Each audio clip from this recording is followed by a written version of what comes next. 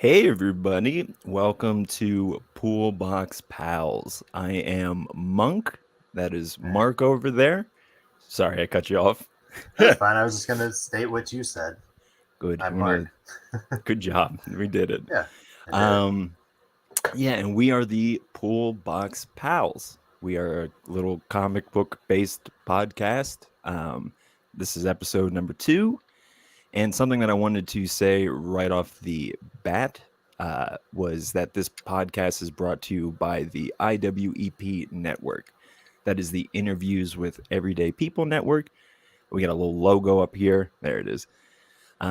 Good buddies of mine here in Pennsylvania have a little podcast network, and they were gracious enough to put us on it. So just wanted to say a shout out and a thank you to them because we missed them last episode, saying thanks to them. So, yeah, and thank you guys for watching and listening and all that stuff. Really appreciate that. For sure. Um, yeah, Mark, how you feeling? How you feeling about this? I'm ready, man. I'm You ready seem to pretty chat. stoked for this episode. I am. I feel like I don't know. I really enjoyed what I have to offer. Like we're doing just the digging into the Nice. comics. Well, hey, why don't we just get right into it then? So Yeah, obviously, I feel like we just have to say this is like there's so many comic books, a and lot. we only have so much time, and like obviously we're not going to be able to cover everything, but hopefully we can cover stuff that's new and interesting and a little indie. I mean, Star Wars is probably the least indie thing, but we're going to be yeah, doing the full spectrum, I would assume. Yeah, we'll have like some Marvel and DC stuff and some mainline comics every so often. Like there might just like be features. But Yeah, yeah, we try to read more indie stuff, but then also with the mainline stuff, we try to keep tabs. right. So Yeah, I need to start reading DC stuff more because I don't at all. But I wanted to do this new. I had this idea of just pretty much whenever I see a DC comic cover that attracts me, I'm like, oh, I'm gonna buy that comic, even if it's like a random issue in an arc. I'm just gonna buy it just off of like a whim and just be like, is this a good comic? yeah, Um, because I kind of think that comics should be able to stand on their own. It shouldn't just be like a part of a major arc. It should, they they should, but it's also too like back in the older comics, you used to get like the editor's notes of saying like for more on this, you can go back to this issue, and like that still happens right, in some of the mainline stuff. But yeah, a comic should be able to stand on its own and make you want to go back and read the rest of the story from before and then what's happening after. right. Yeah, because I think, I mean, this doesn't really. I said we were going to get into it, but now we're talking about something else. But I really don't like the fact that it's so based around trade paperbacks. Just sell trade paperbacks. It doesn't matter if Yeah, the story suffers from trying to do filler so you can get those extra issues in. But yeah, yeah. I was just thinking about annuals earlier and how much I appreciate those because those are usually just one solid story contained and yeah, yeah. But anyways, that's what I think about trade paperbacks and the like. yeah. And then while we're on the subject of mainline comics and DC, you saw Batman over the weekend, right? Or the Last weekend, Batman yeah, last weekend. Yeah. I yeah, guess this is the new weekend, so it's been out for a week. yeah. What's your hot take on it? Hot take? I don't think I have any hot take that's hasn't been took already. But I enjoyed it. Well, I said to you, I was texting. I'm like, I think it's one of the best Batman stories because I think we Hmm. get really good tales of Bruce Wayne, like in the Dark Knight, wanting to be the Dark Knight trilogy is a lot about Yeah, Bruce Wayne, and I would say a lot more about the villains. yeah, Whereas Batman is kind of the consequences of that universe. Whereas yeah, in this one, it seems like this is just like who from the perspective of Batman. yep, yeah. What do you think? Um, What's your hot take? yeah, I mean, I loved it, and I like the way that I kind of like framed it after you had told me there what you said about like it is just a complete Batman film that can stand on its own, and it kind of is like an annual or like a one shot in the terms of like comics. Like it just stands well on its own, apart from the rest of what we've already gotten from Batman. Hmm. Um, but yeah, it's like the Dark Knight trilogy. It's I mean that'd be like a mini series in comics, right? It just Yeah. you get 3 to 6 issues that are eventually is going to be again their own trade paperback, their own comic. But like, yeah, the Batman seems like it was just already a graphic novel just ready to come out. Yeah. And then like all Batman movies too, and this is what I don't know. This is the common thread through I feel Batman films throughout history is that like the villains always actually make it. Mm-hmm. Like there's few people who can actually play the part of Batman and Bruce Wayne and like do them both well. Mm-hmm. But what Batman's been pretty consistent on is choosing the people that they have act out their villains. And I thought Paul Dano just absolutely killed it as the Riddler. Yeah. Like, Yeah, and I guess like that's something I'm not giving him enough credit either for just being. I mean, yeah, there was some scenes where I'm like, oh, this is a little over the top, like when he's yelling and stuff. But I'm just like, yeah, this is how like somebody this deranged would kind of respond to these things, you know? And like, not to dog on Pattinson, I thought Pattinson did great, but we just didn't see him have to balance the dynamic between Bruce Wayne and Batman. Because even when he was out of Batman costume, he was still being Batman. He still stood there like Batman and looked around like Batman. Yeah. And maybe that's because it's year 2 and he it's year 2. And that's the other beauty of it too, is just like, you know, they say like, you know, homesickness, like when you move away from somewhere, like it takes about like 2 years to really gather like just everything that you've brought into it. So like meeting new people, figuring out like how to like network that, like it can take 8. Oh, did we lose you? Well, I'll just keep going, and hopefully Tim will come back. But yeah, it just like it takes 1.5 to 2 years to really like settle into something new, and we're picking up right where Gordon and Batman are really just starting to begin to trust each other, and I thought that was great. Let's see here if we can get Tim back. There he is. Yeah, sorry about that. Yeah, I don't know what just happened there. No worries. I continued my little stitch. Good. That you're a professional. Well, yes, yeah. I try to be a professional in everything that I do. Well, another thing that I'll say is after I watched this movie, I was like, Batman needs to be a TV show, not a movie. There's too much. There's too much. You just can't do all of Batman in a 3 trilogy movie arc. Like it's too much. Yeah. And so I think a Batman TV show would do financially wouldn't do as well, and because you know TV shows just don't do as well in the financial world, but in the aspect of being able to tell a story, TV would work way better for Batman. Well, especially in the day and age of, you know, how the MCU is running things with putting miniseries in with the MCU movies. Yeah. Like DC could be doing that with Batman. And I'd watch that. Oh yeah, everyone and their sister would. Like it's All right, well, you want to get into this Chewy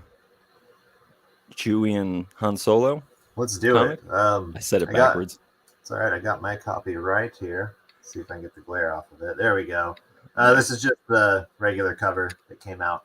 But yeah, I really enjoyed it as a kickoff to a new ongoing series. The guy who's writing it right now is the same guy who's doing Last Flight Out, which I talked about last week.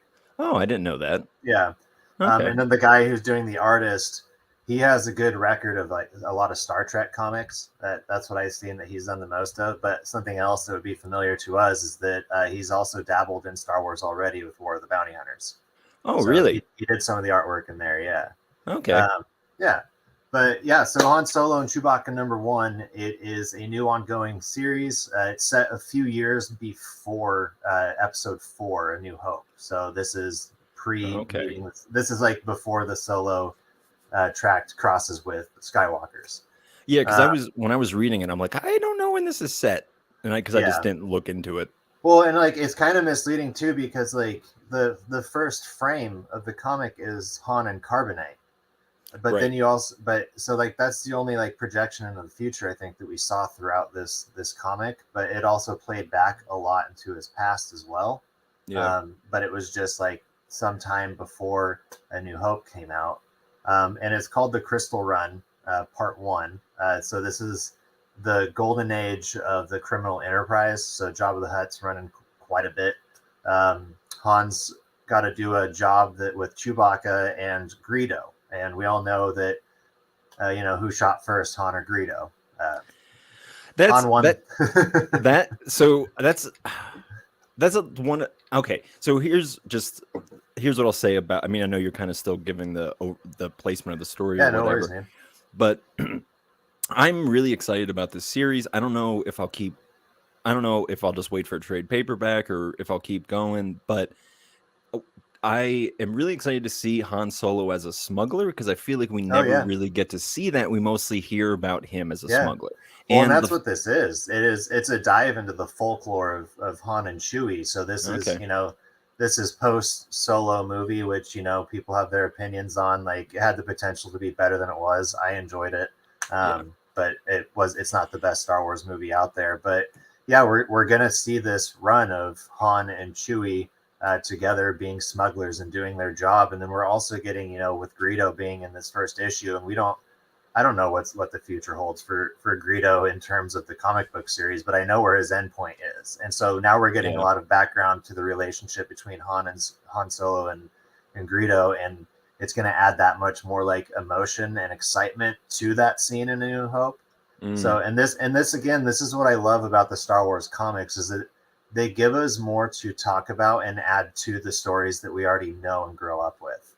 It's not, and like, this is kind of where like Marvel, I feel like, is struggling, is that they're still just like regurgitating, but Star Wars has given Marvel and a few other comic book publishers the freedom of a blank slate and just being like, we're going to start filling in all these gaps. And comics seem to be used more as like reference points, like they are canon, but it also seems, and I think I talked about this last week, but it also seems like the movies and the shows are going to be able to alter the canon. Like they're like tier 1, whereas like comics might be like tier 2 or 3. I don't know where they stand in terms of like novels.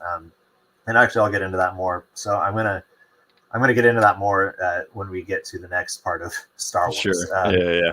But yeah, I really enjoyed it. I did too. Yeah, I felt like go on. I felt like when I was reading it, it was very classic. I mean, classic in the, saying it's only been out since 2015, but it felt very much like a Star Wars comic. And oh yeah, it's I love classic. reading those. It's what you would expect from Han and Chewie. Like, it was just very, very classic. Like, I can hear their voices and their attitude and just feel their like body language in the pages. So again, a shout out to the artwork for it. The artwork was great again. I'm, like I said, I don't know if I'm gonna jump on it every week just because of like money constraints and whatever, but yeah, I'm excited to see. It's definitely a arc I will read eventually, if not. Yeah, well, just and especially too, if thing. you have the Marvel Unlimited, you just have to wait 3 months. And I know I need to get that, but it's I need to cancel some other subscription crap so I can get that. Yeah. But yeah, so basically it's just, this is Han and Chewie looking for their next big score. It kind of starts with them finishing a job. Sorry, let me look at my notes here. So they introduce a new character. I don't know if you caught it when you were reading it, but whenever Star Wars mentions a new name of somebody that's never existed before, you can probably count on them returning. And so there was, I believe her name would be Kel-Tana. And it's very clear that she detests Han right off the bat, which is a pretty common theme for Han. Yeah, I was going to say that's pretty classic Han. Pretty classic Han, but yeah, we'll see in what capacity she returns. She was working on the previous job with Han before he went on this job with Greedo and Chewie. But anyways, the story kind of starts with Han having to go back to his home world, in which he swore he would never go back to, which again is where no, they didn't. Did Han and Chewie meet on Corellia in the movie? I can't remember. I think so. I think that they are on Corellia, and he can't got remember. thrown down in the pits. But I have to watch the movie again. Don't we all? Yeah, and then by the end of it, Han bumps into a person who knows him from his past. And no need to spoiler that one, because that got spoiled for me on like an art. Like, I just looked in an article, I just Googled, and I'm like, like, really? That could have been. Here's what I'll say about Star Wars, because I'm thinking about this with Greedo and this kind of thing. I won't spoil it, but the ending of the comic, there's a lot of things where I don't there's a lot of worlds or whatever where I'm like, it's okay to not cover every corner of it. You know, you can just let that Yeah, exist. But Star Wars for me is the only exception to that. It's just like cover everything. I don't care. cover it You all. know, I like, mean, like, and then like even there's a part of me that's like, if in 20 years they want to be like none of the like that's the second old canon, we're doing it again, I'll be like, fuck yeah, keep going, because it's just yeah, like it's just legends. There's tales, you know, like there's, I yeah, want, because that's how George Lucas started this thing, was, you know, they were stories that he would tell his kids at night. yeah, And so it's like that's how you want that to continue. Is like it doesn't matter if it's real or not. It's what's important is the telling of the fun stories, you know? yeah. And again, that's just on the fun stories. Like that's what George Lucas brought to us in the beginning. Is, you know, Star Wars, he says, has always been for the kids. It's for adults entertainment too, but it's written so that kids can enjoy and Right. have a hero and a team of like collaborating peers just working together for a common goal, which is in Yeah. the case And of Star seeing Wars like, mostly about a search for hope. So right, and just seeing like good classic like hero archetypes, you know? yeah, Like nothing wrong with that. yeah. Um yeah, anything else you want to say about this thing? Yeah. So Han and Chewy. I give it a you know, two thumbs up. I don't know how if we're gonna rate comics, Yeah, we but need a you know, rating system, but we'll figure it. Well, I guess okay, so here's a rating. Is it going to be in your pool box? Are you adding it to your pool box?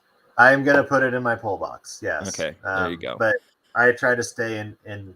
I'm trying to stay in time with Star Wars as it comes out. Right. Because That otherwise it just gets spoiled for me by watching something on YouTube, and then I'm like, oh, no, I'm not going to enjoy the comic so much because I've yeah. already heard somebody's opinion about it. Yeah. It's probably not going to be added to my pool box, but I already said that. But it's not Yeah, that I'm not going to read it. It's just that there's so many comics out there, and there is this thing with Star Wars, and this is kind of how I read it, because I started reading the initial run of Star Wars after it was pretty much done. yeah, So there's a part of me that's just like, my relationship with Star Wars comics is to just kind of plow through them. And yeah, so I've done that with like a lot of my trade paperbacks that I bought and other such things. So that's kind of yeah. just my I would say how I too, do it. if you're just now getting into Star Wars comics, you know, if you're on a budget, just and you want to plow through it, just pay for a month of Marvel Unlimited, and you could probably plow through every Star Wars comic that's on there in a month. But if you also just want to have the feel of the paper in your hands, just get the trade paperbacks or the volumes that come out and just read them that way. It overall it's cheaper than going back and finding the comics. So Right. Yeah. All right. Well, um, yeah, I don't think I have anything else left to say about Han Chewy. yeah, so let's get into the new one. This is the new comic for you, right? That released Yeah. this I, last week. let me go ahead and grab these real quick. So I went to my comic book shop. I forget what day. I think on Wednesday. And I was walking around, and so we're talking about new masters here. So this is new masters number 1 and new masters number 2. And new masters number 2 came out this week. And so, you know, it's 2 issues in. I figured, you know, I could just start reading them and see how it goes. And the comic is by it's by 2 brothers, Shobo and Shaf Coker, and they are both Nigerian creators. And I am, ever since I learned this term, I've been a big fan of it, because I didn't know, you know, how to describe it first. But I love new terms. Afrofuturism, and is very much, Afrofuturism. Okay. yeah. So that's a lot of like what Black Panther was, of just like this Yeah. idea of what is a technologically advanced Africa look like. Um, and this story does take place in the continent of Africa. It's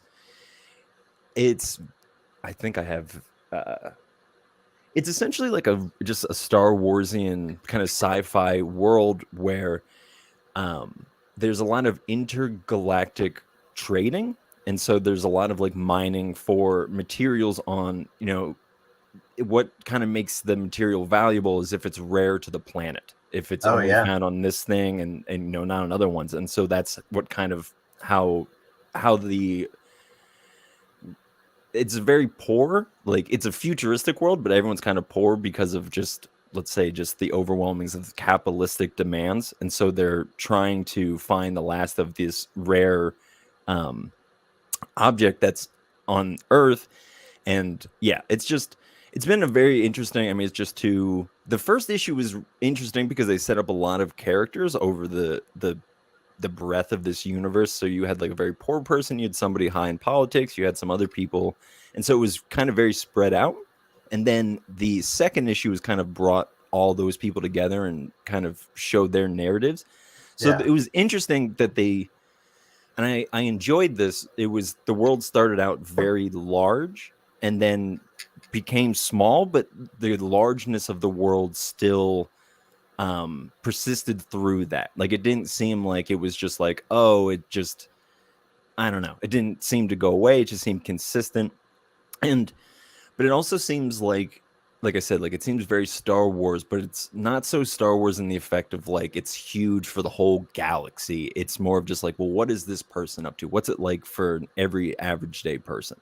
Even Huh. with like a lot of, you know, the solo or the a lot of the, well, I was gonna say solo Star Wars stuff, meaning like the individual characters or whatever. It's Mhm. still very like big galactic. Like we have to stop the Empire. We're stealing a ship from the Emperor, or whatever it is. You know, like very large. Yeah.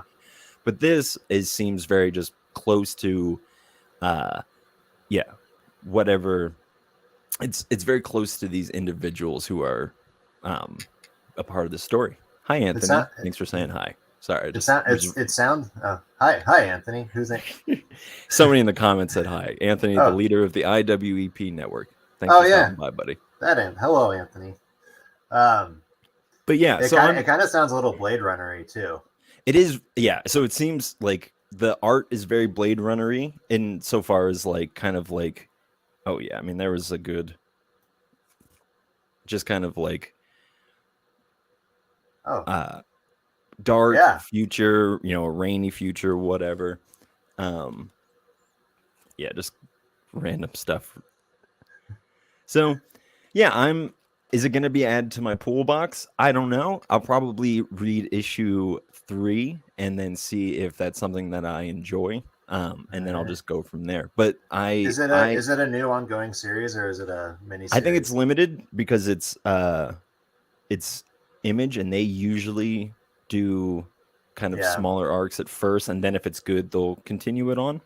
Yeah. Which honestly I think is the best way to go because I hate when a comic ends being like this is going to be a series, you know, because I'm like just Yeah. fucking tell a story, you know, like I Mhm. don't need you as a movie, you know, everyone wants to be the MCU and I'm like I don't need that. I need good stories, you We know. already have the MCU. Yeah. Yeah, be you, buddy. Like you're going to be better at, yeah, anyways.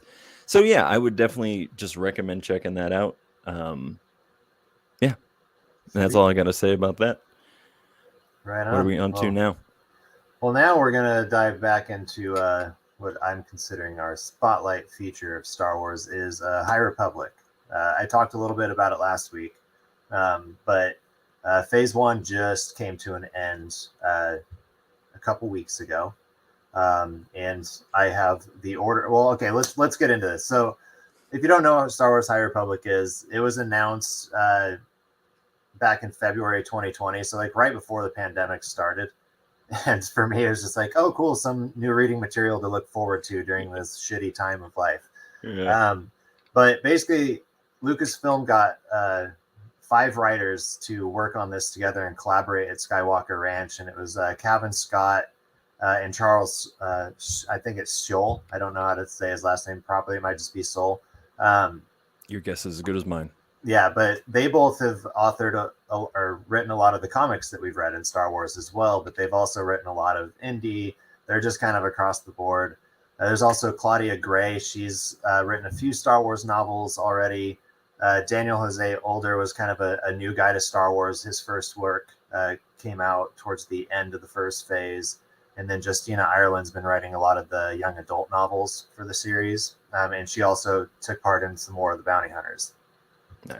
But yeah, so they developed it at Skywalker Ranch. These 5 authors just sat in a room. I'm not sure if Lucas was present, but I know who's the controversial guy from Lucasfilm who's like he's like the encyclopedia, but he doesn't. Um Dave Dave Fioni, is that his name? No, not Not him. him. Oh, I can't remember his name. That he's been in some controversy with some like Star Wars YouTubers because he like doesn't like them, and well, yeah. he's yeah. No one But hates Star Wars more than Star Wars fans. yeah, That's the truth. yeah. So he's had some controversy there, but basically the idea though of the High Republic, it stemmed from kind of two concepts. The first one was from one of Obi-Wan Kenobi's earliest lines about the Jedi in A New Hope. He said that they were the guardians of peace and justice in the Old Republic. And so Mm-hmm. it was like, okay, so who are these people? And like, I know that there was the Legends Old Republic, and I don't think that the High Republic and the Old Republic are the same thing. But I Mm-hmm. think that the High Republic is at a time when the Jedi were at their highest. So it is the High Right. Republic. Right. But then the second question became, what scares the Jedi? So if the Jedi are at their height, what would scare them? And so yeah, there's all this media that came out. It's cross-platform. So I mean, here's the Star Wars magazine. This is where High Republic started. The first short story was featured in here. Really? I didn't Yeah, know that. That's pretty and sick. then simultaneously, the main novel, Light of the Jedi, which is what Phase One is called, is Light of the Jedi, came out, and the companion books as well. The young adult novel, Into the Dark, came out. Test of Courage came out. I have kids, so I read these books to my kids. And then Don't also lie. You would this. have bought these. You would have Oh, bought I these did. No, anyways. I bought these for me, but reading it to my kids gave me an excuse. But yeah, so this is like for my daughter. I read this one too. It came with like stickers and stuff. I'm like, no, you can't use the stickers. They're staying in here. But then the first comic that came out was this one right here. So I got to use the Right. camera angle. And you have that Yeah. one right there in I the have it background. sitting right back here too. And then these are three of the main characters you want to pay attention to in the comics. Whoops. So this, gosh dang it, this is Kiev Trenis, and this, oh my gosh, I'm forgetting her name. She's like one that's kind of in all of them. Avar Chris. Okay. And then this is Master Skier, who is her master. Master. So she's right. a Padawan when this all starts off. Right. But yeah, so that's where High Republic started. And they ended up having a total, so 3 novels, 3 young adult novels, 3 junior novels, and 3 young readers came out over Phase 1. There's 3 waves, so 3 for each one. There's 6 short stories that are going to be put into one collection soon. There's a few audio dramas. There's a reference book coming out soon. There was 31 issues of comics released Okay. over Total. In total. So IDW also has the High Republic Adventures. Yeah. Okay. So can you explain that, because I'll see that out too. What's the relationship between So those? it seems to me that High Republic Adventures deals more with like Padawans, like coming of age stories. Okay. So these are Padawans in the High Republic era who are either just starting being Padawans, or they're kind of at the end of being a Padawan and close to becoming a Jedi Knight. But then there's also 11 mini-series of comics, and that made a total of 6 collections overall, so 2 per wave overall. And then there's 2 manga volumes that came out as well. So there is so there's a lot of material. I've probably read or listened to like 90% of it. Really? Yeah. And it's really, really fun because, again, going back to, I guess, just Obi-Wan, like another famous saying of Obi-Wan is from a certain point of view. Mm-hmm. And so, like, the story that I read to my daughter the night we got this was it took place within the main novel, but like it wasn't talked about in the main novel. It was mentioned in the main novel, but the story is told here. And like that's fantastic. also how this one took place. Like the characters in this one showed up at the end of the first book. And so it really is just like fun. So if you're wanting to be immersed in like a really fun Star Wars world where it's the Jedi, just having to deal with lots of shit across the galaxy, it's great. But it all came to an end with a comic. This is called High Republic, The Eye of the Storm. This is the main villain here. He's kind of this, I don't know, we don't really know much about him other than he came from like the outer, like far outer rim. Yeah. And he leads a band of like gangsters essentially called the Nihil. and Okay. they just start a bunch of shit for the Jedi. And so basically, uh, just to kind of give a quick overview without giving out too much, is that the stories all start out with there's peace across the galaxy. The Jedi and the Republic just built this thing called Starlight Beacon, which would be kind of like the International Space Station, but probably much larger and grander. Right, for an And actual like it's like yeah, International Space Station. It's like intergalaxy space station. yeah. And so the Starlight Beacon was meant to be like a projection of hope to the Outer Rim, to let them know like we are all Republic, we are all one. And so Hmm. like that's the goal of the Jedi and the Republic. But the Nihil are the ones who kind of run the outskirts of the Outer Rim, and they don't like that they're coming in. And Hmm. they have a secret weapon, a couple secret weapons that the Jedi just don't expect. And so by the beginning, you have Starlight Beacon fully intact and brand new, and by the end of Phase One, at the end of that this last comic I showed you, Yeah. he's basically running things, and Starlight Beacon is no more. Yeah, because I saw that one of the issues had it was like a remake of the first issue, and it had like a broken version of the light beacon. Yeah, And yeah, so damn it, Mark, I think you might have sold me on this. This sounds really interesting. I bought a Heir to the Empire a while back, and yeah. I never started it, um, mostly because I'm a bad novel reader. But Just I get the audiobooks.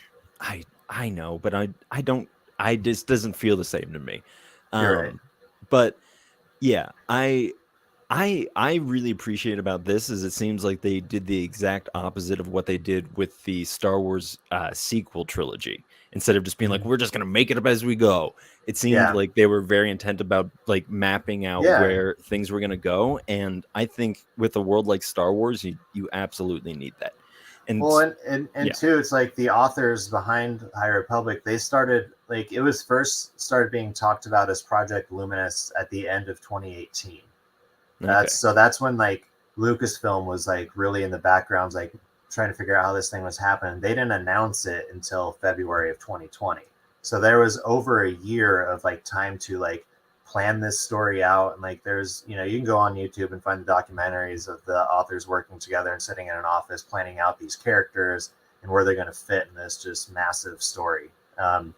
But yeah, so phase one ended. Phase two, so now it's on a little bit of a hiatus. Phase two comes back in October, and I believe it's going to start out with a new author for the High Republic series. Her name is Zoraida Cordova, and she's bringing us a novel called Convergence.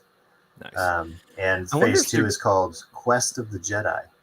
nice. So I wonder if they're gonna do any sort of like full like phase one pack. If I can just buy phase one. You know what I mean?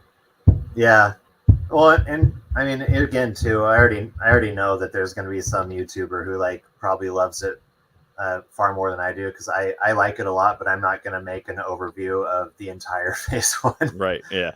I No, don't I have mean like time for something you that. could So, like something I could buy, like get like all the well, issues, all the yeah, books, all that stuff. That's what I really want.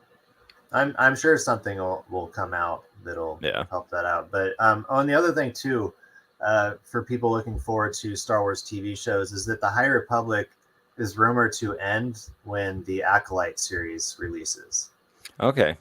So Nice. that's supposed to be like the end of an era for the Jedi, and that's when we're probably going to start seeing maybe some Sith come in. Right. So That's exciting.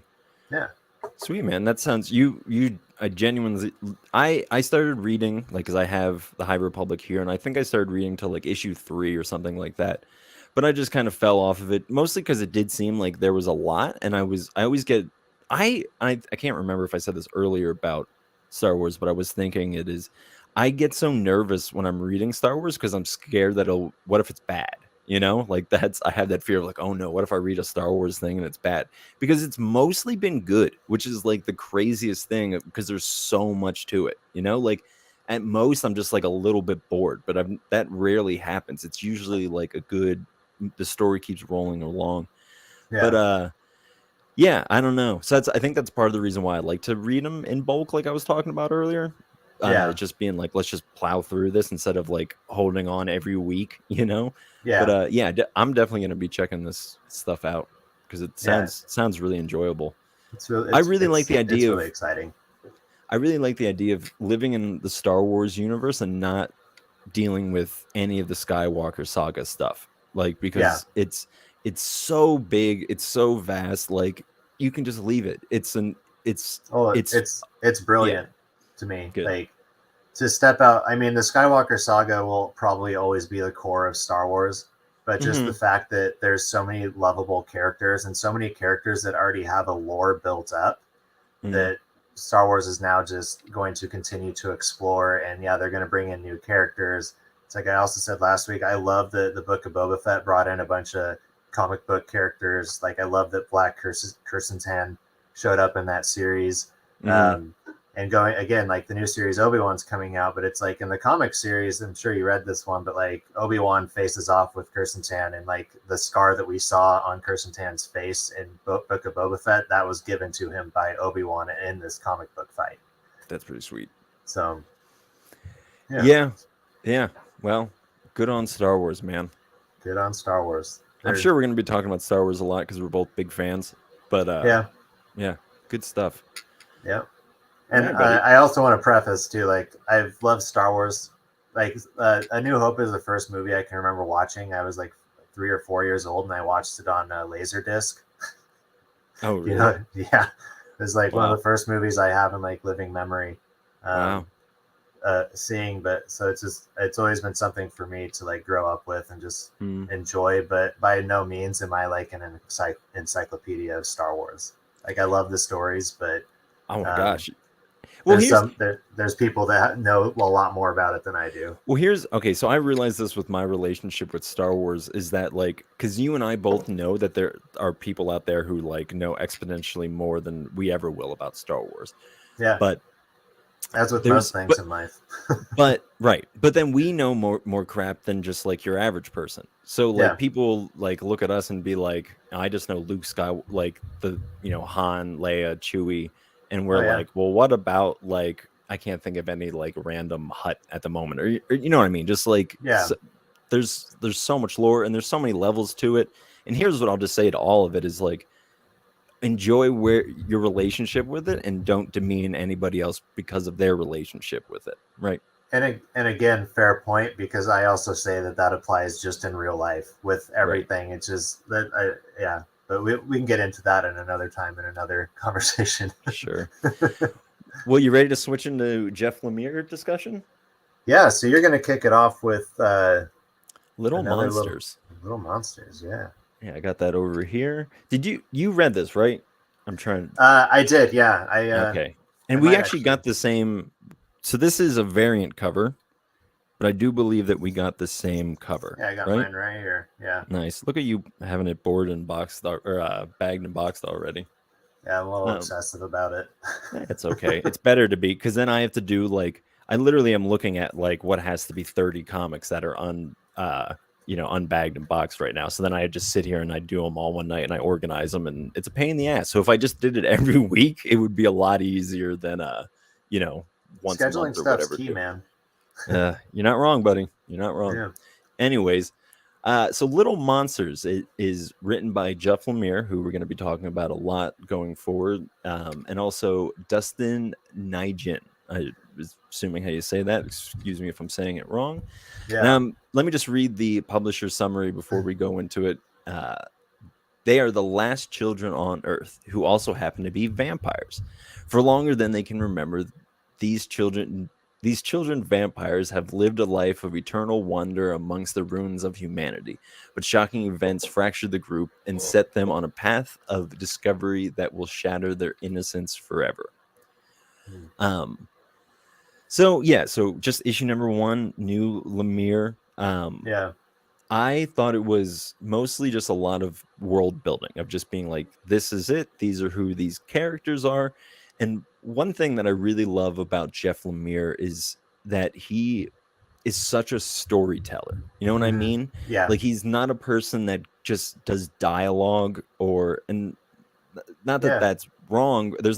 And there's a decent amount of dialogue in this, but he's very much just trying to relay either a feeling or a moral or whatever it is. But you Yeah. know one thing I can say that I really respect about him is that it always feels like he has an arc. You know, he's Mm-hmm. never going in just trying to, because I feel like sometimes when I'm reading comics, they change as they Yeah. like. I'm like, oh, this seems to have shift from where it was originally starting, but he just seems so consistent.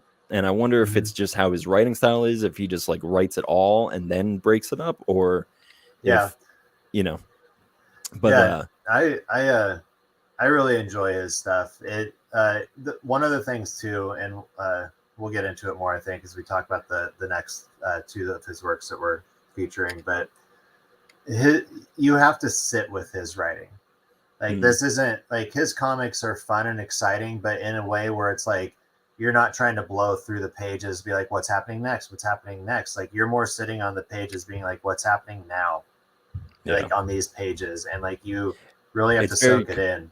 it's very contemplative, Yeah, and especially one that we'll be talking about. May's book, I think, is the most out of all of that. But oh yeah, let's not let's not wander too far off this track. but one of the things too I want to say about Little Monsters, and sorry if I Mm. step on your toes here, Oh but no, go ahead. Jeff Lemire, if he's not doing the artwork himself, he picks he works with really good artists. Yeah. I love the artwork of Little Monsters. Dustin Guyan's, yeah, it's just it really sets the tone for like what you're supposed to feel in the Mm. comic. That it's this kind of Lord of the Flies meets Lost Boys, and it's just kind of this dark world with some bright kind of background to it. Yeah, I'm so curious. I don't think this is ongoing, right? I'm pretty sure it's just I don't It's think it three would be issues. a three. It's only three. It's only Jesus. 3 issues. Yeah. Wow. So then yeah, I'll probably definitely pull it every week because it's just 3 issues. But Yeah. uh wow, 3 issues. So that's It see might that's be great. more, but based on like my source for keeping tabs on what's upcoming, it says there's only 3, but it could be more. Sure. I mean, didn't we see that with Silver Coin? Wasn't it just like initially supposed to be 6 issues, and they're like, oh, this is great. Let's keep going. I wouldn't be surprised. I'm so happy that that's another. We will definitely be talking about that a lot, I'm sure. Oh yeah. But I I if it is three, I will fucking like I will lose. I will be so happy because I'm like was saying earlier. I'm just tired of reading long arcs. It's just like, and again, like going back to how much I can respect Jeff Lemire of just being like, I'm just going to tell you the story. It doesn't matter how many issues it is because I just want to relay this to you. Yeah. But I'm not a huge fan of vampires, mostly because I don't really like. I've never grew up Yeah. with any vampire narrative around me or anything like that. But I like that he's taking a big swing by like taking two things and mixing it together. It's like end of the world. Well, he's taking kind of three things really. It's end of the world, like children and like discovering the world, and also vampires, and mixing them all together and just being like, what's what's yeah, what's going to happen from all of this? What is the thing that's going to shatter their innocence? Yeah. I don't want to spoil the ending of the first issue, but how it ends is there's the last page of it kind of shows, at least for this one character, what his worldview is going to be opening, and I'm a little Yeah. like, how did you not, if you've been around for like forever, how did you not stumble across something like this before? Yeah. Because just out of pure morbid boredom, you would explore every nook and cranny of the world. Yeah. But again, I'm not, I don't really want to criticize it because what's the point? I haven't experienced the whole story yet. I don't know. So like, Yeah. um, yeah. I, don't know, I love vampire lore. Like Oh, do you really? I do. Huh. My favorite series that ever came out. There's another author. He's written quite a bit of like Moon Knight for Marvel, and I think he has a few of his own like comic series on some indies. His name's Charlie Houston, and he wrote the Joe Pitt case books. Okay. If anybody that's watching and listening has read those before, like let me know what you thought of those. They came out like right after I finished high school, so a long time ago. Sure. Um, Yeah. but they were just like super fun. They're about 250-page books, and I read each. There's 5 of them. I read all 5 of them. Like the day they were released, I like sat down and I just read straight through them. Really? Yeah, it's just like a really cool like setting of like these vampire like gangs that are across the different boroughs of New York, Mm, and they're all like a different. It'd be like comparing, Catholics versus Greek Orthodox versus Protestants, like just the sure. differences between what it means to be a vampire and like how you're supposed to live. Right. It's pretty exciting, and then like the main character is just this rogue vampire who like he doesn't choose to be a part of any of the gangs. Um, but he'll like do side jobs for all of them, which causes him problems because the gangs don't like that he works for the other gangs, and there are all these different tiers too. So it's Yeah. really fun. And then, I mean, Dracula's always been a classic book. Yeah. Um, Have you and read Dracula?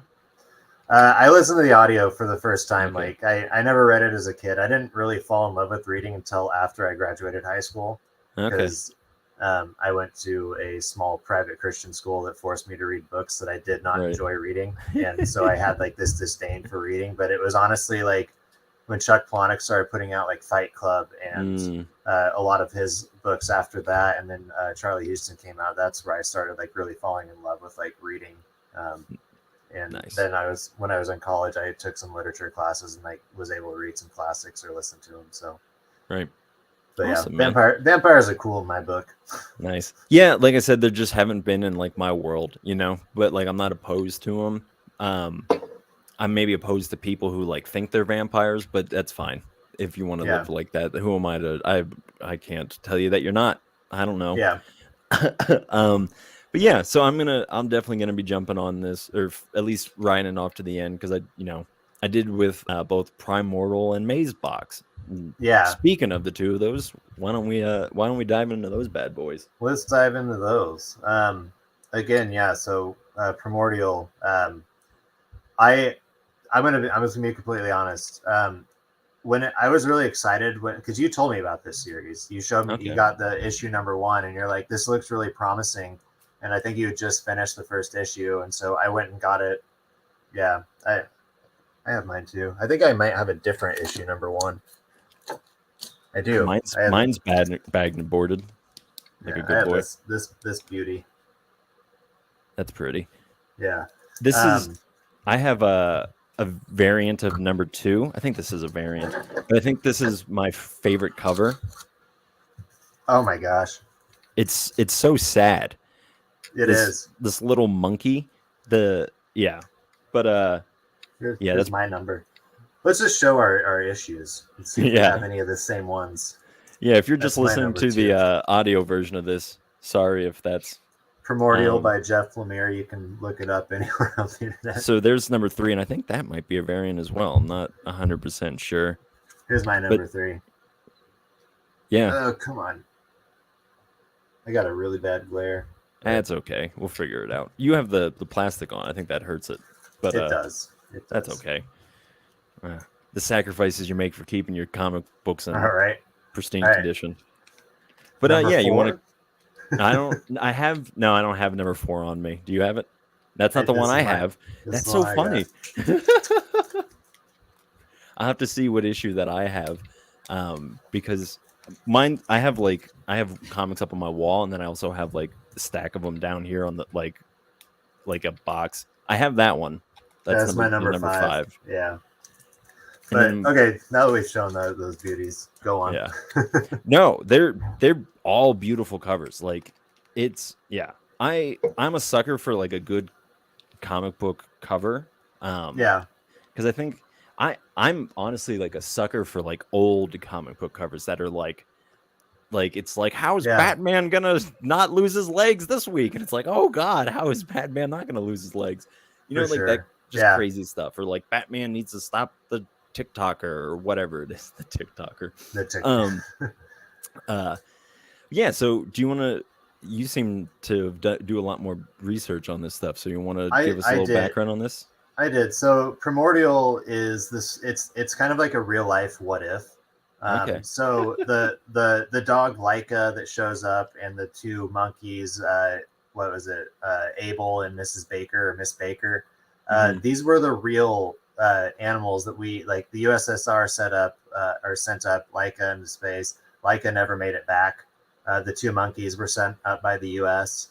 They did make it back in like I think, finished out their lives here on Earth. They didn't drift off into space. But it's this what if story of all three of these animals got launched up into space, and then something took them, and we didn't know what took them. And then it just becomes this journey of. I think the first comic starts out with that doctor. He's going to like the command center and finds out like, oh no, we're like dismantling all this, and your job is to find like what we can use for military purposes and get rid of everything else. But he stumbled upon all the paperwork of the heart rates of the two monkeys from the USA, to which there was a certain time frame in which the government said their two ships had exploded and that they died, but they were still getting heart readings well after that time. And so it took this doctor down this like rabbit hole, which led him to Berlin to meet up with this woman who was kind of the owner of the dog that Russia sent up into space. And it just becomes this story of really trying to defeat loneliness and get back to where you feel home.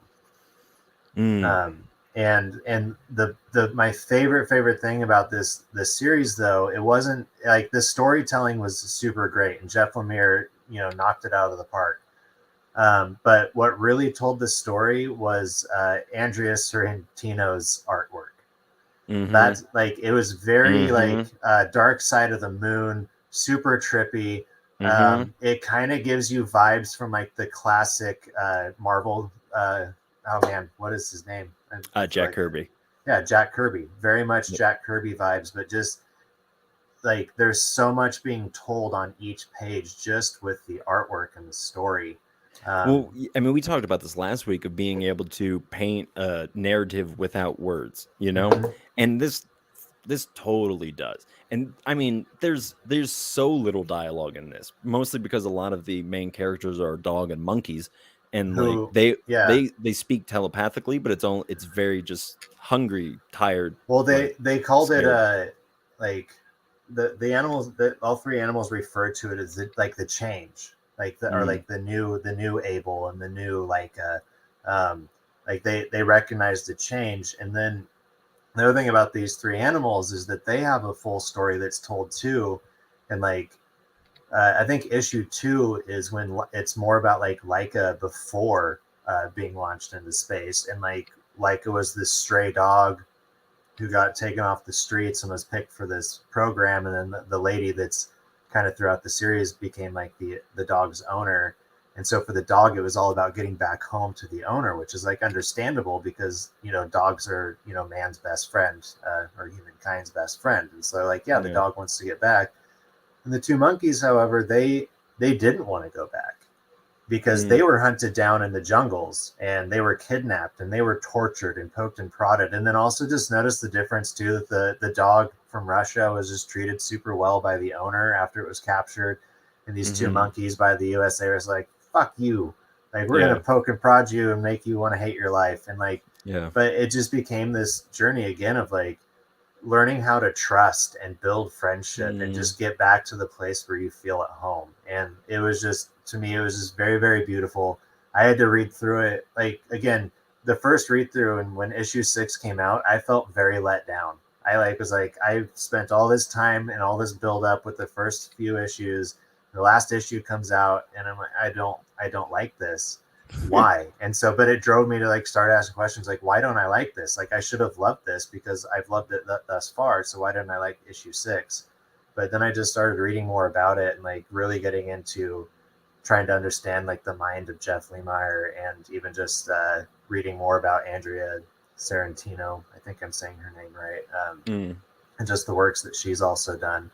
It was just a really good pair. So I think they also worked together on another series a while back. I forgot what it was called, but well, I mean, the fact that he was putting out this and he was putting out Primordial and Mazebox at the exact same time, and I don't know if they were being worked on at the same time or if he had planned that or whatever, but they're two very, at least aesthetically, different comics.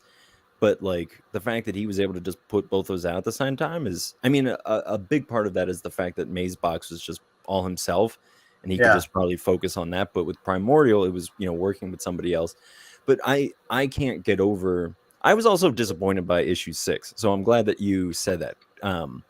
But I think I'm planning on rereading it. I've never Yeah. done acid, but if I was to do acid, I would read this comic while on acid because it would just be the most amazing thing. Because Yeah. there's just several like it's incredibly trippy, mind blowing. The art is absolutely phenomenal. Yeah. Um, yeah, Let me and see. I'm gonna see if I can actually pull up. There's actually a very well-paid tribute to Dark Side of the Moon in issue 1. okay, nice. Um, Yeah, but I think I want to reread it with that with the knowing. I think a lot of times you enjoy things. Yeah, see, that's great. yeah. That there's so much good. Yeah, there's so many good. Just and that's the thing about comics that kind of sucks is like there's so much good art, but like Yeah. to enjoy it all, you can't just sit there and stare at it forever. And that's what I Yeah. wanted to do with both of these books, both Primordial and Mazebox, even though the art's two completely different things. I Maze just book. wanted Yeah. yeah, I just wanted to sit there and just be like, look at all this. You know, it's fantastic. Well, and the coloration of Maze book to me is what told the story, Mm, because it just like the pages. Even if you now go back and reread all, I think Maze book was 5 issues yeah, or 5, 6. not 5. Yeah. So if you go back and read them, and like when the trade paperback comes out for it, it's going to be a lot easier. But it just the pages bleed into each other, and it's like you're following that bleeding throughout the series, the run. Well, here's what I'll say. Maze Book felt very much like a children's book. And I don't mean that in a bad way, but I mean it how you're saying is just like this is all one story. It's just there's no feeling of a time of and I'm not saying this is a bad thing. There's no feeling of elapsed time in between anything. It's just like a bad fever dream of just and this is Maze Box we're talking about. It's just like everything Yeah. is happening right after each other. And that's definitely intentional with the way that what the story is about, this kind Yeah. of sense of detachment and overcoming trauma and all that kind of stuff. It is. It has to do with grief, and that actually makes sense. It the main character is grieving over his daughter, right, who died like Mm. 10 years ago. There's 5 stages to grief, and there's 5 issues. I wonder. Yeah. I haven't dug that deep to see if each issue deals with one of those 5 stages, but Mm-hmm. but definitely by the end of it, like it's clear that the main character, what is I can't remember what his name was. I can't either. But yeah. Yeah, I mean, because they don't really say it much because it's just mostly all from his perspective. But Yeah. I really wouldn't be surprised if that's how it was. Because I know there is a lot of denial and like I mean from the wife's perspective and Oh yeah. but yeah are we diving into May's book now? Let's dive into May's book. Sure. If we want to go back to Primordial, we Primordial we can. can. Yeah. Oh jinx. Yeah. Yeah, I thought May's book just seemed I enjoy May's book more than I did Primordial. And Yeah. I think part of that was because Primordial was just so existential or so Oh big yeah. Totally. and so Yeah. trippy. And I think with Maze Box is a little bit more straightforward and just kind of like just simple archetypes and structures, those kind of Yeah. things, you know? Yeah. Um, I hate to do this, but I gotta like real quick break. Sure. And I'll keep going. I'll talk about it if you just want to go do Yeah. what you got to do. I'll be right back. Sure, no problem. So, May's book, for those of you who haven't read it, it is about a main character. Like we said, we forget the guy's name. Actually, I forgot to show you the issue number 1, and this will actually help explain the story a lot. So this is the main character. Again, I can't remember his name, and this is his daughter, and she passes away. I think it's 10 years, like Mark says, in between the first. In between the well, not the first. She just passes away sometime back, and here's issue number 2. And so there's the daughter, and there's her sick. She dies of cancer in the book. And the art is done by Jeff Lemire, and it is just so fantastic. It is very simple. So, I mean, I say simple, but it's it's a detailed simpleness or whatever, you know. It's yeah, just very simple, very enjoyable. What I will say about this comic is there's some dialogue in it. It is a lot of just kind of straightforward. Um, yeah, this is. Oh, sounds like Mark's coming back, but it it is very much what we were. Oh, hey, buddy, I'm back. Sorry. it's all good. I was just Kiddos. saying that that happens to the best of us, buddy. Yeah. Except for me because I don't got any kiddos. But I was saying that this book it does probably the best example that I know of what we've talked about last week and a little bit this week of just pictures telling, you know, a picture's worth 1,000 words. Yeah. And that's and I was just kind of looking back through one of the issues because I was showing off the covers, um, was just the fact that yeah, there's so little dialogue or just very simple dialogue. I guess in both of these there was really just not a whole lot of dialogue. Yeah. Just a lot of like um yeah, just the art doing a good job. And especially because they're so different is so cool that like even one that's incredibly detailed and trippy versus one that's a little bit more simplistic or, you know, not as, you know, traditionally detailed.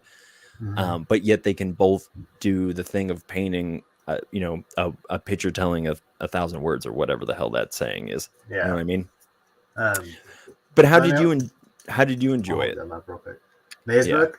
Yeah. Again, it was all after coming to an understanding of because here's where the common thread was for me with Primordial and Mazebook is that I didn't like the last issue at first. Okay. Interesting. Um, it didn't it just I don't know it did I guess this one didn't end the way that I thought, and at this point I don't know how I thought it would end, but Yeah. it does come to a point of uh, the main character who was this guy on the Right. Yeah, I showed on him. the I you wish we did could remember his okay. name. But I'll just oh pop well. mine open real quick. Look. It's all good. But yeah, he's a building inspector in like a big city, and he's just become very recluse over the last 10 years. I mean, him and his wife got divorced after their daughter died, and he just really lived for work, but he was just kind of floating through life and would not find connection with other people. And like in one of the issues, even his neighbor like really tried to embrace him in a way and invite him in. Mm-hmm. Yeah, Yeah, and I'm not gonna thumb through and try and find his name. I don't know what page sure. it's No. on. Well, I don't. Well, maybe he doesn't even have a name because I'm sure he does. I want to say Sam, but I don't think that that's right. Yeah, But I we should talk about why it's called Maze Book. His daughter was really into mazes, and I thought that was a really yeah, good just connection. That he was a city kind of contractor, and yeah, it was a similar thing of like understanding the layout. And so he kind of goes into this. It's one of those stories that you can't tell well what's real and what's not. You know, like what's yeah. actually happening, what isn't. Like how much of this is Well, in his mind. and again, How just with the grief, like the main character is just at like the absolute peak of what grief is. Like mm, he's come to a complete time of it's been 10 years since my daughter died. I can't even remember what her face is. And then he gets to the maze by following the thread of the sweater from his dreams, right? mm-hmm. Like he has a dream, or no, he gets a phone call, and it's like his Yeah, daughter from like another dimension calling him or something. yeah. Or is it just a nightmare or a dream? You Yeah, know, like it's never. I mean, it is kind of solidified by the ending, but like through the whole thing, I would say there's never really any time where it solidifies if it's real or not. You know, yeah, sometimes with these kind of stories they leave hints like they'll or like totems or whatever it is to kind of show you that like no he's actually in the dream or in the whatever it is, but this one is just like this seems like this could just be one reality, you know, because it yeah. just seems. And this, have you read Essex County at all? Essex County. That's also Lemire, yeah. Yeah. Um, It's his. I think I started reading the first issue. I think it's on Comixology, and I think I Yeah, checked it out. I read, so I think there's like 4 arcs in it in total. I read the first arc. I started on the second one, but yeah, it was very enjoyable, and the art in this is a little bit more detailed and a little bit more colorful, and not even colorful, but because that's definitely not the right word, but a little bit more shading and how do you say that? Different shades of gray and like whatever. Whereas this is a little bit Essex County is a little bit more simplistic and straightforward, but the lines or the narrative is so interesting because it's another one of those things where you can't tell what's real and what's not. I would definitely encourage everyone to read at least the first arc of Essex County, ESSEX County, I think it's called. But yeah, look up that. Trying to think of I looked back on the artist of Primordial. It's I don't think it's Andrea. It might be Andre. Well, yeah, because I'm looking at a picture on League of Comic Geeks, and it's not a lady. It's a guy. No, so it's probably is Andre. Sorry about that. But yeah, he did a fantastic job. These are both comics that I'm pretty sure I'll go back to at some point. Comics are so hard to go back to because there's just always new ones. So like there's never kind of a period of waiting. But I'll definitely force myself to reread just so I can enjoy it a little bit more. With Mazebox, I can't believe I haven't really relayed this, but I cried through all of like the last. So I read these two issues or these two comics the same way. I read like the first 3 of them, and then I just dropped off until they were all out. And then I got them every week. They were part of my pool, but I just wanted to just sit with them because I didn't want to have to do the whole wait thing for another month. So I just decided I'm just gonna, finish this, and I kind of regret it more so with Primordial because I feel like I rushed through that to finish it and didn't really soak in what the story was trying to relay. Whereas with Mazebox, I kind of knew where it was going. It seemed a little bit archetypical. So I was like, well, I can kind of enjoy this because I said this earlier, but I do think you enjoy things more if you know how they end. So like that's why I like going back and rereading things because it's like I know where this is going. I can kind of but I also don't want, I don't like spoiling things, so I have to read it once without spoilers, so so I don't know. I would, if you haven't read, dear listeners, if you haven't read anything by Jeff, I'm saying Lemire, you're saying Lemire, however his last name is pronounced, I would definitely recommend checking them out. We may have mentioned it last week, but Lemire is also the guy who wrote, is it Sweet Tooth? Yep. That was on Netflix recently. Yeah, which I haven't read Sweet Tooth. I watched the show and it was very good. I actually don't think we finished it, which seems stupid. I read through the first issue of Sweet Tooth when it was coming out. But yeah, again, it's just Jeff Lemire kind of seems to me kind of like a Stephen King in a way, where it's just, you're going to pick up a good story. It might not be like the best story you've ever read, but like it's a story that you're going to get immersed in. Right. So yeah, Jeff Lemire, if you see his name on a comic book and you're wondering what it is, just pick it up and read it. Yeah. And especially I'm a big fan of like just very simple, very like the art that's in May's book is like my favorite kind of art. And so if you like the art of May's book, but even the art of Primordial is amazing, but it's in its own perspective. And so I think it's fantastic that he doesn't limit himself to just one kind of style, or even just because sometimes a lot of I just looked over and I saw Ed Brubaker, and he works with Sean Phillips, like just everything he does is with Sean. They wrote Pulp. Yep, that's what I looked at. That was a great. There's a comic series. If you want to read a good fucking comic, is Pulp.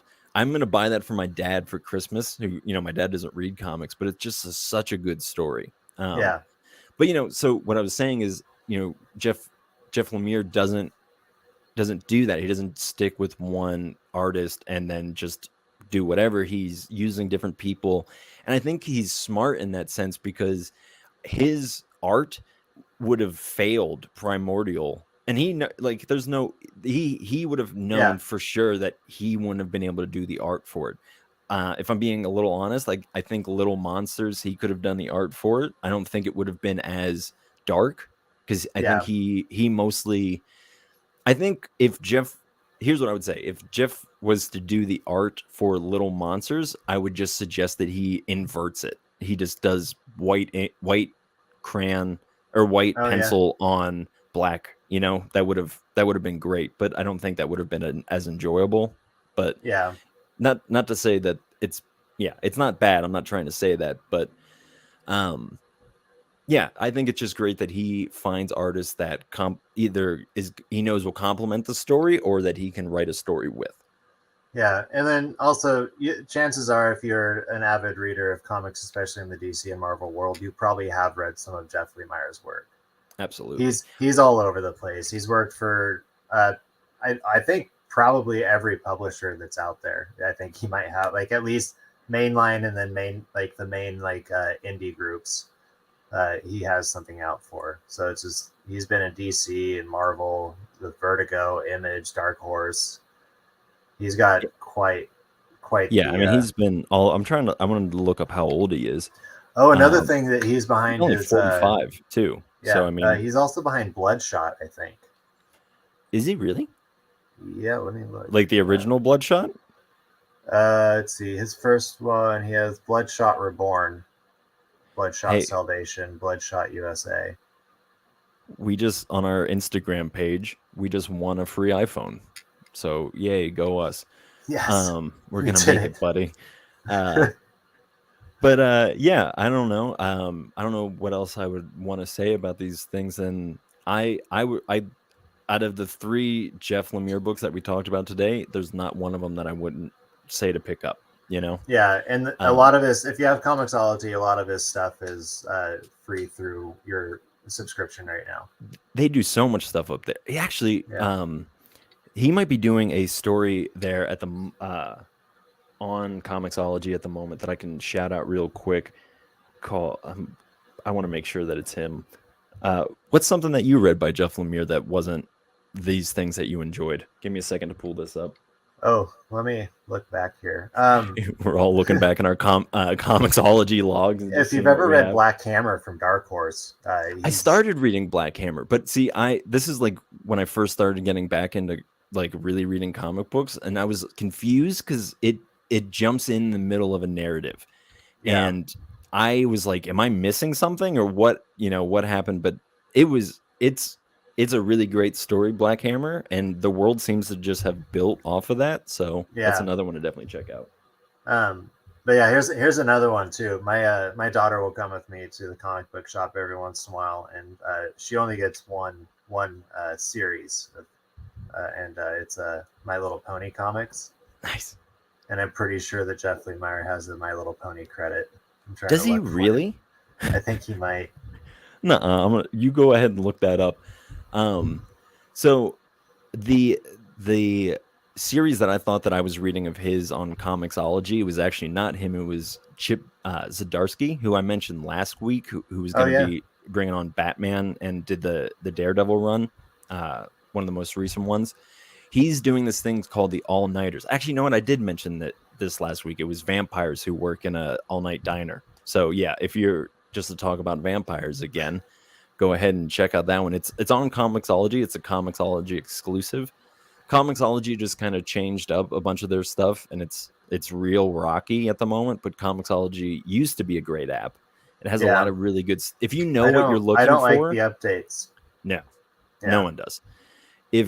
If you know what you're looking for, it's a good app. But if you don't know what you're looking for, it seems to have gotten worse for it. It used to be better at being more kind of user friendly and finding newer exclusive things.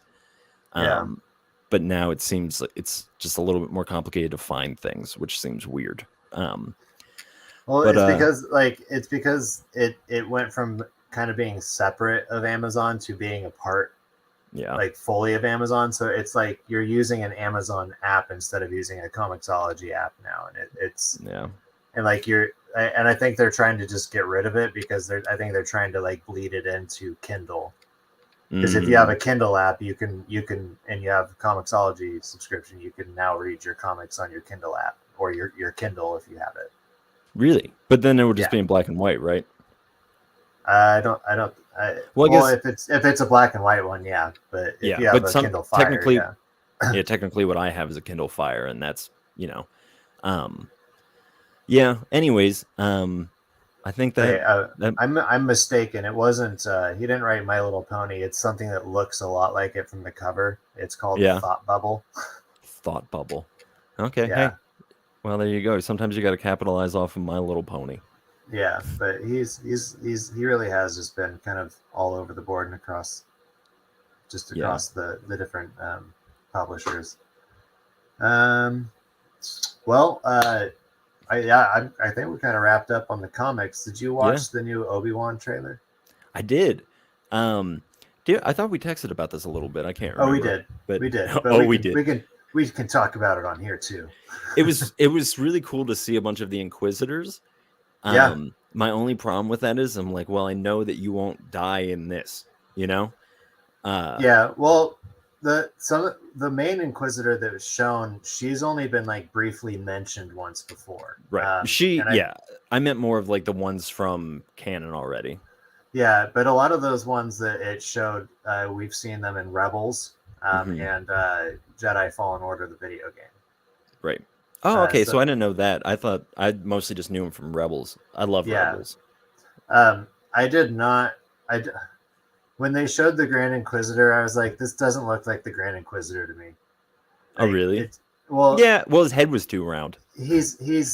well, yeah, his head was too round, but like the Grand Inquisitor has just always been kind of like tall and lanky and like kind of like pointy with his Hmm. face. Like his facial features are pointy, and then they're giving us, you know, a more round faced person, and it just doesn't look like the Inquisitor to me. Yeah. Um, I but saw people were doing edits online, and well, his eyes are not the right color. They didn't even put contacts in them. yeah. Um. But here's something that if you've watched I watch New Rockstars for a lot of Marvel and Star Wars content. They're just really good at delivering some pretty good content on that. But Mhm. his breakdown of the trailer pointed out how much of John Williams' music, because he's back for Obi-Wan, he's doing the music for Obi-Wan, and how much the music really keys in on the scenes that are shown in the Mm. trailer, and so it's just like it evokes the emotion of like the dynamic between Obi-Wan and Anakin. Um, and you also heard oh man, there's like a certain instrument because he also did the Harry Potter music, and you know, like the main like dee, dee, dee, dee, dee, dee, dee, and Mhm. it's done on a certain instrument that I can't remember the name of. That's now been integrated into some of his work for Star Wars 2 Nice. for like Obi-Wan, and it's pretty cool. So you can check that video out to get a little more details on that trailer. But I'm excited for Obi-Wan. And Oh if you yeah, me too. haven't, to keep it more on the comics, if you haven't, at least find Star Wars run from 2015. I think it's like Issue 6 or something like that. I think it's like 513, and like there's three of them. There's three issues that there's actually more, but there's three that deal directly with Obi-Wan. Hmm. But it's the Journals of Obi-Wan Kenobi, and on my Golden Harp Saloon channel, I've done a breakdown of the first Obi-Wan. Well, I didn't do a breakdown. I did like my own storytelling of it. Right. So if you want to get a quick glimpse there, you go check out that channel, which has kind of been on hiatus for a while, but it's there. Yeah. Nice. Yeah, I'm very excited for this series. I think just the idea of like, I think it's we know Obi-Wan, right? We know who he is and his relationship to the story. But Yeah. it'll be so interesting to see a man what's it like for a man to see to have a Padawan and Yeah. for that Padawan to have a complete fall from grace, but then you have to protect that man's child, you know? Yeah.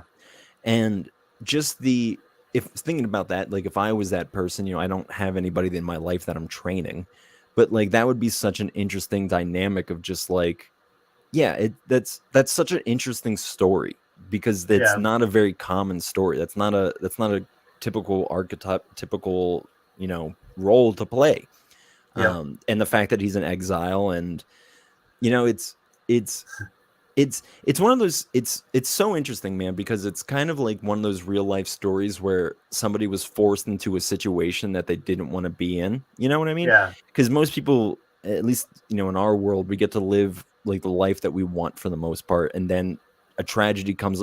it- It's, just to talk about Ukraine, just to make it real. And just yeah. like there are people in there who are just living a normal life, and then all of a sudden everything changes.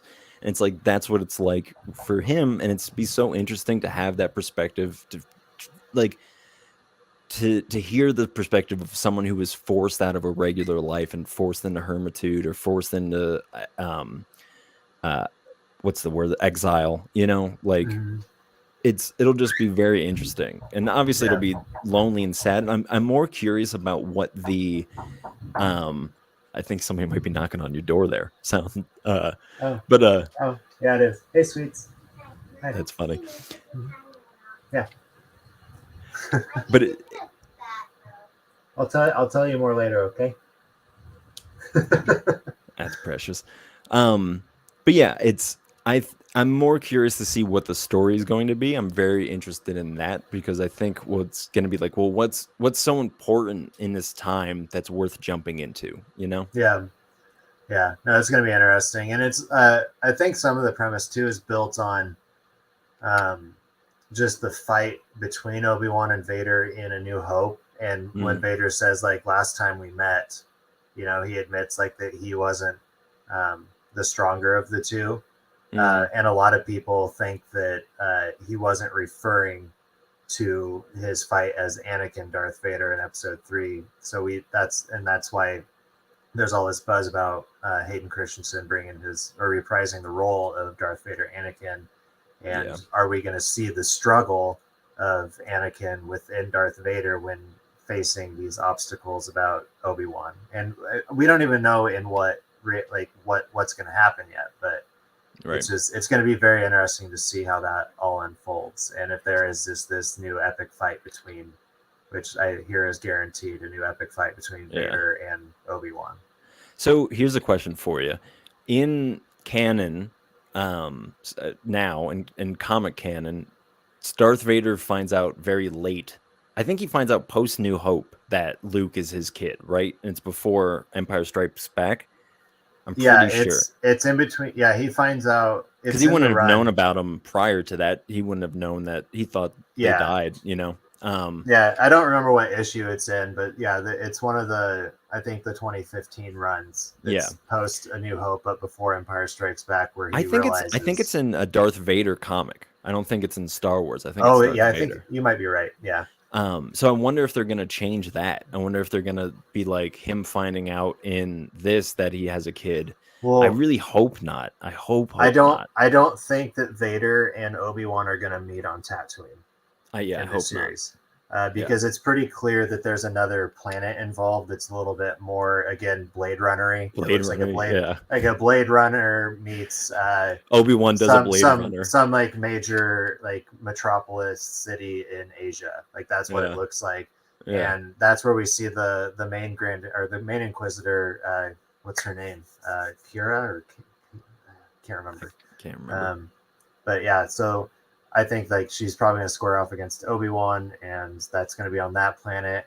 And the question is like, is Ahsoka going to come and watch over Luke if Obi-Wan goes off planet, or are we going to see one of our favorite clone troopers return to watch over him? Because Obi-Wan's not the only one who knows that Luke's alive. Yeah. Um, Obviously, the Organas know that he exists as well. So it's just I think it's just gonna be really really fun. And then I also noticed too, when I was looking at like the credits for cast and crew, that I don't think Filoni and Favreau have anything to do with Obi-Wan. Really? Yeah, I mean, that's I don't. good to some degree, It's but good I feel. in the sense that it like something that Star Wars is really good at. Again, and we see it with High Republic is like bringing in authors who can tell the story and like tell Mhm. a new complete story from, again, a certain point of view. I feel like that's what Star Wars is very much based on, is just from a certain point of view. So Filoni and Favreau have their stuff going, and I think Obi-Wan's just something new. And Deborah Chow, who's directing it, she did direct some of the first season of Mandalorian. Okay. But like the writer and producer listing is different. Like it doesn't include the two the two big guys. Yeah. Well, we're getting close to an hour and a half, buddy. You wanna try to land this plane? No. Oh, that's precious. I could do this all day. Yeah, I mean, I guess I could too. I know, but yeah, to everybody out there who's listening, and if you joined us live, like, thank you. Tim and I really enjoy doing this. We enjoy sharing conversations with people. And if you want to keep a conversation going with us, please hit us up on any of the platforms, Instagram, Facebook, YouTube. You can find our link for Linktree, I think, on Instagram. So yeah, I should have put that in the description below. Maybe I don't have it there currently, but once this goes up, I'll probably edit it and put our Linktree in there. I'm looking at it. It's not at Mark Dillon. It's at Mark Dills. Oh, is it really? Oh, yeah. Jesus. So just take the ON off the end and put an S, and that's where you'll find me on Instagram. Sorry about that. It's fine. And I'm at Stoned and Nerdy. I'm on Twitter and Instagram under that account. And we also have a Twitter, not on that very much. We have an Instagram. We'll be on there a lot. TikTok. Yeah, you said all these things. So just go and give us a follow. Yeah.